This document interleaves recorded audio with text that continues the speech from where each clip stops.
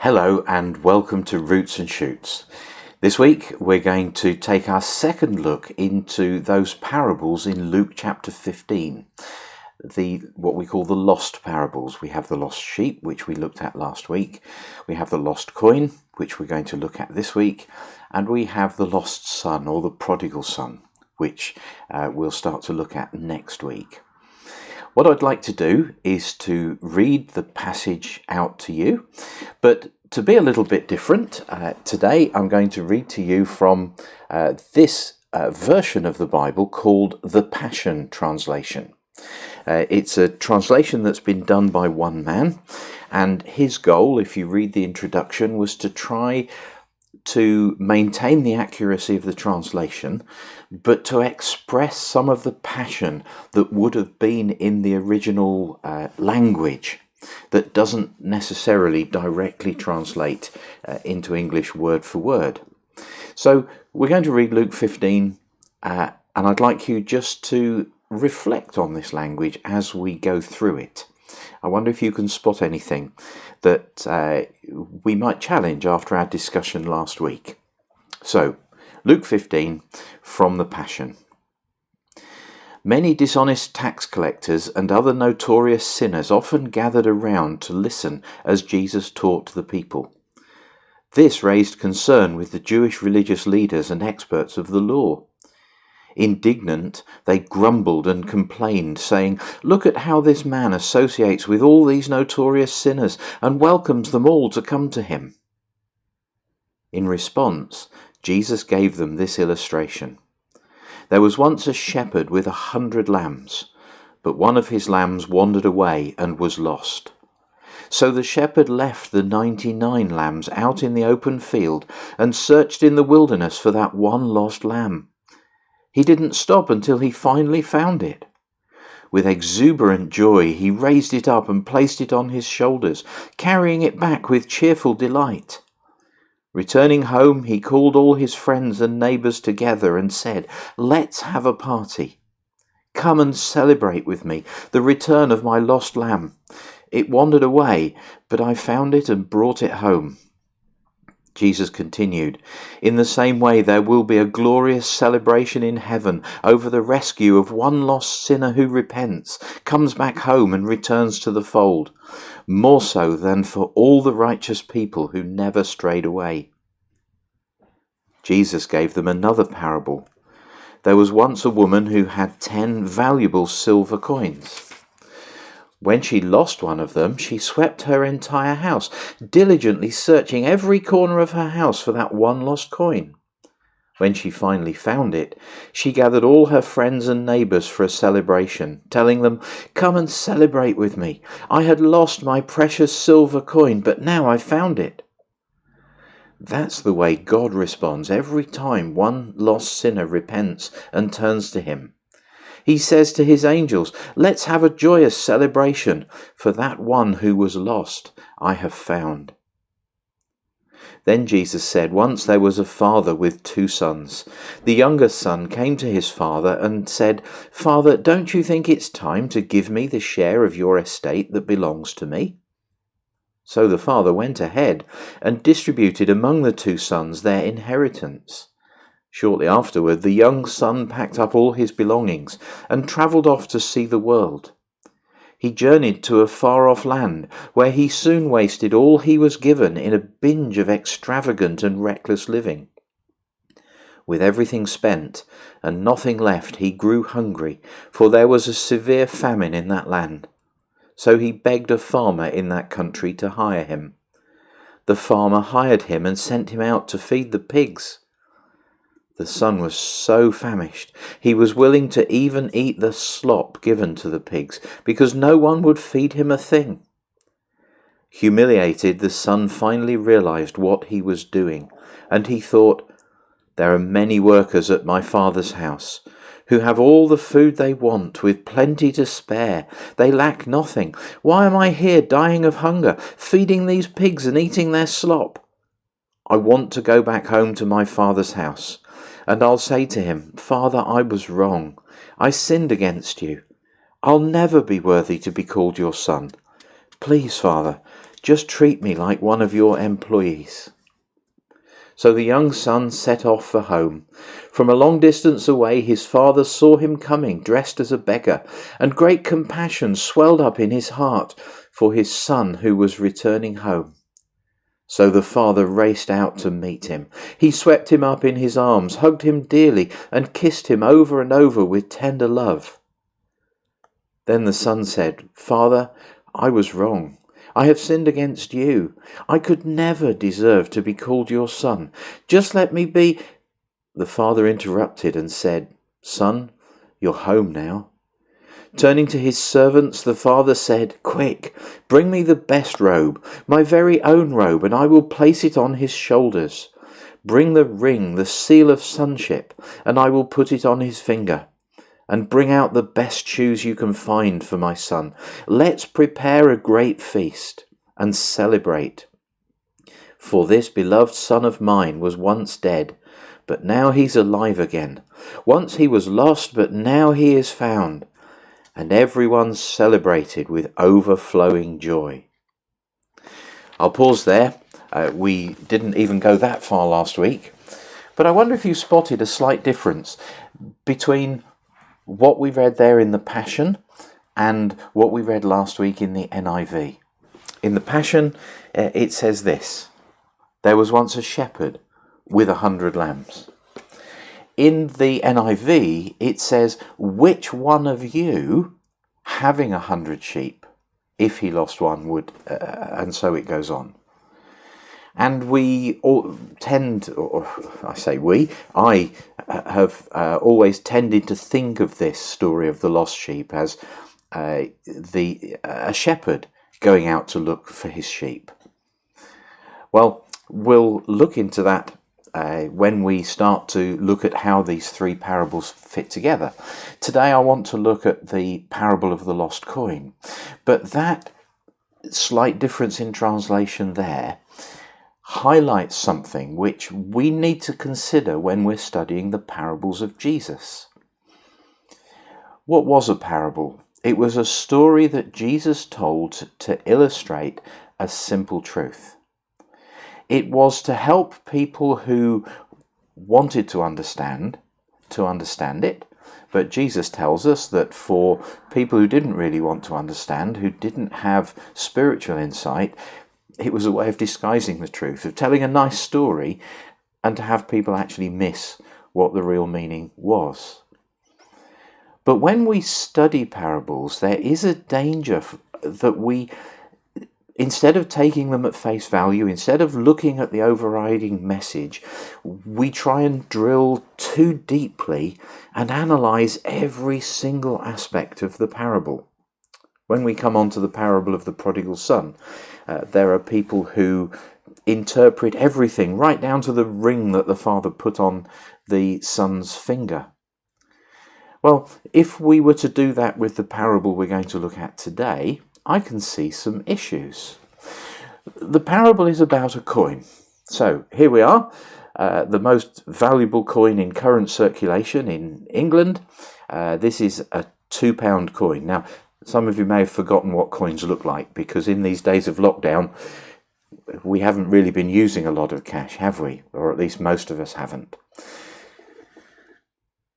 This is a valuable coin, but it's inanimate. It can't do anything. If I drop it, it falls. It can't get itself back up. It can't move of its own free will. Okay, when I drop it, it might roll for a little while and then settle. If we try and analyse the parable of the lost coin too much, we might come to the conclusion that actually the coin was lost because the person who owned it was careless. The coin was lost, it wasn't the coin's fault. And we might try and overinterpret the parable and think, well, actually, the reason why we're lost is because of God's carelessness. Can you see the problem with that? Let's take it a stage further. Not only that, but this coin is lying somewhere. You don't know where it is right now because I've taken it out of the sight of the camera. But when we look at the attributes of God, amongst the many that there are, we know that he is omniscient, which means he is all-knowing. It means there's also the truth that he is omnipresent, which means he is present everywhere. But the woman in this parable doesn't know where the coin is. Now, if we overinterpret the parable of the lost coin, it could lead us to the conclusion that God actually doesn't know where lost people are. And then we could take it yet further and say, well, how did the woman hunt for the lost coin? Well, she swept everywhere. That was her method to try and make sure she covered every inch of the ground in her home. She took a broom and she just swept and swept and swept until she found it. If you like, discovering the coin was a random chance event based on how diligent she was. Is that how God looks for us? Of course it isn't. He knows that we're lost. He sent Jesus to save us, to rescue us. But can you see the dangers of over-applying simple stories like this? And it can lead us to conclusions that were never meant when Jesus taught the parable. I want you to bear that in mind as we do our little exercise using the pause button. Do you remember last week I gave you a set of questions? Here they are. Let me just make sure that you can read them in the camera. So, these are the 5 questions we considered with the parable of the lost sheep. Now I want you to come up with some answers for the lost coin. Why was it lost? What could it do? Why was it sought for? How was it found? And what happened next? But bear in mind that there are some answers that you might put down that would lead us to a slight misunderstanding of the truth that we already know about God. So if we say, why was it lost? We say, well, because it couldn't do anything about it. It had been dropped. It had been neglected.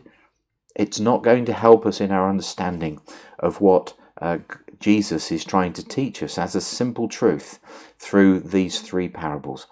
Hit the pause button and I'll be ready when you're done to continue with our session together.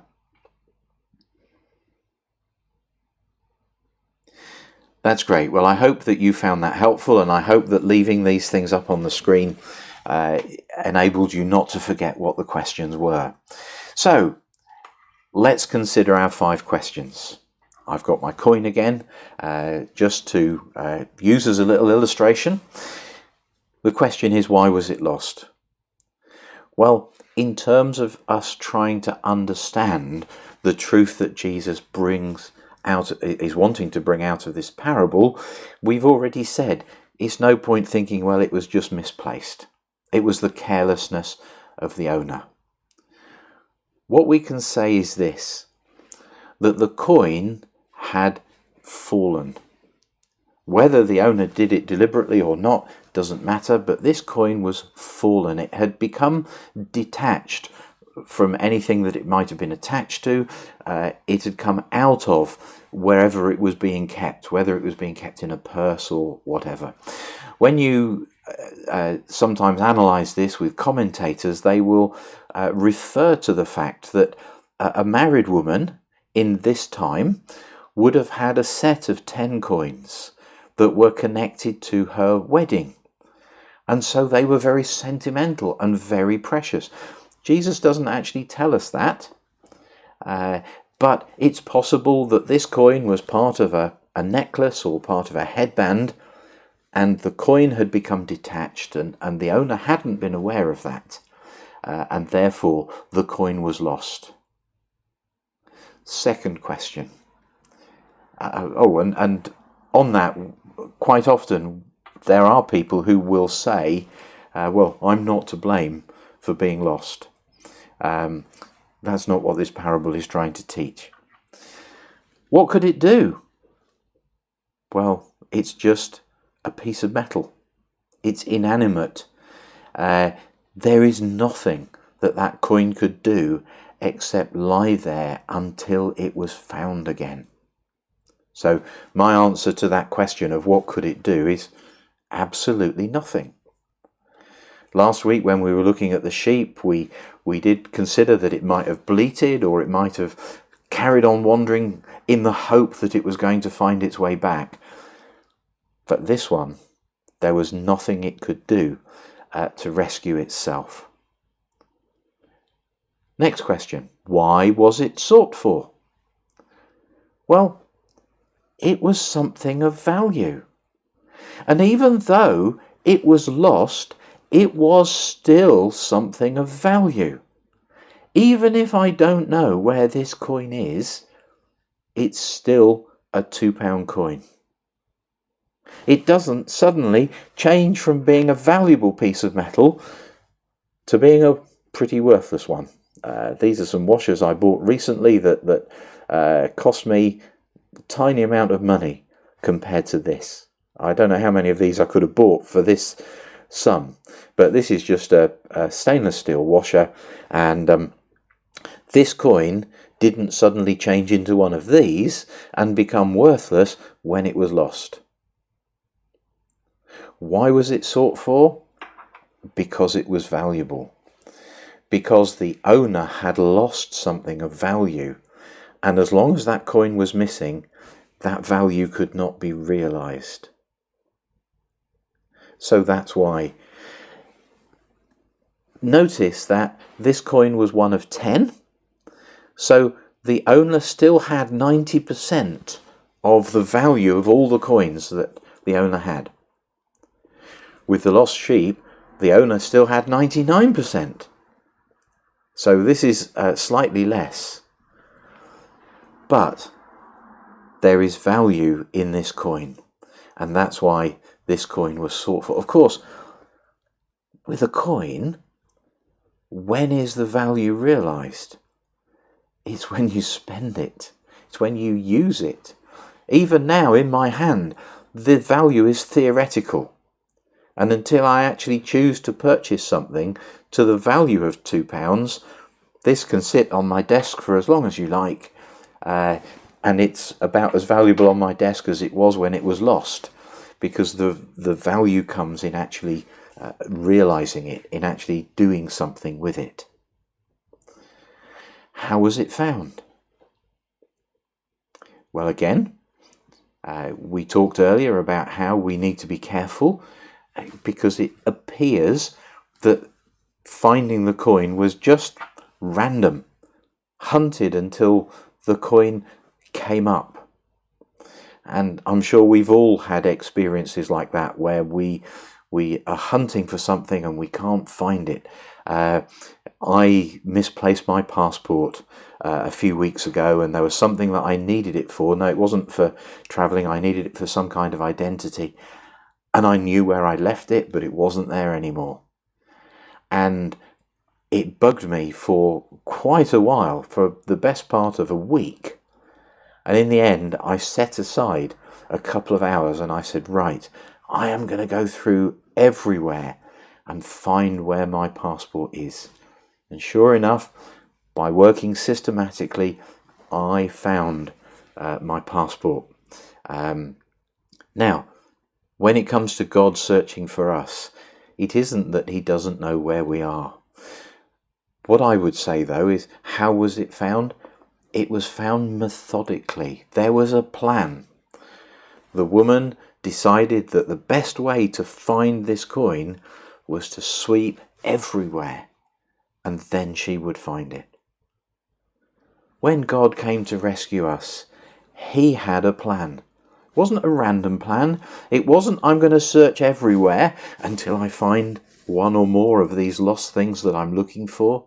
No, that plan was Jesus coming down to earth, living as a man, dying on the cross, rising again, so that we could be found and brought into a new relationship with God. If anybody tells you God has a plan, he certainly does. He has a plan through Jesus to bring you to himself? So my answer to that would be methodically, with a plan. And in that way, we can see how God has come to rescue us. And lastly, what happened next? Hey, it was like the lost sheep. It was party time. When I found my passport, I didn't throw a party. In fact, I was a bit more embarrassed that I'd misplaced it. Several people had said to me, you need to do this to try and find it, you need to do that. And when I eventually found it, I felt a bit embarrassed that I'd lost it at all and that I'd had to go searching for it. But you see, these parables are teaching us a truth that God rejoices in lost people being found. Remember the context? The context is that he was being criticized for mixing with the kind of people that the religious leaders and the upright people felt were not to be associated with. And Jesus tells these three parables together to get a simple message across to those people who were criticizing him for mixing with what they would have thought were the lost people. And the emphasis in each of these parables is that when the lost item is found, there is real rejoicing. And as Jesus says, in the same way, there is joy in heaven over one sinner who repents. The lost coin is a simple story. It's the smallest of the three parables. But nevertheless, it's illustrating a simple truth, that even though we're helpless, Jesus has come to rescue us and to welcome us into God's kingdom once again, taking us back to the place that we'd fallen from, taking us back into that relationship that we were meant to have when God first made Adam and Eve and put them in the garden. I hope that that's something you'll reflect on. This originally was going to be a 3-week series, but I already realised that next week we'll be looking at the story of the prodigal son. But I think we're going to need a 4th week to think about the reaction of the older brother. So next week we'll be asking the same questions about the lost son, and then we'll extend it a further week to put these three parables together and to really think about what Jesus meant and why there are 3 parables on the same topic, or so it seems. What are the subtle nuances that we can get from each of them? Thanks for being with me. Let's just close with a prayer. Gracious Heavenly Father, we thank you for the truth of your word, and we thank you for the way that Jesus taught in parables. Help us to look at these truths with simplicity, not to try and overinterpret, but to grasp the simple truth that you were trying to get across to the people when you spoke them. Be with us throughout this week until we gather together on video again. We ask it in your name. Amen. Well, thanks for joining us this week. Look forward to being with you again next week.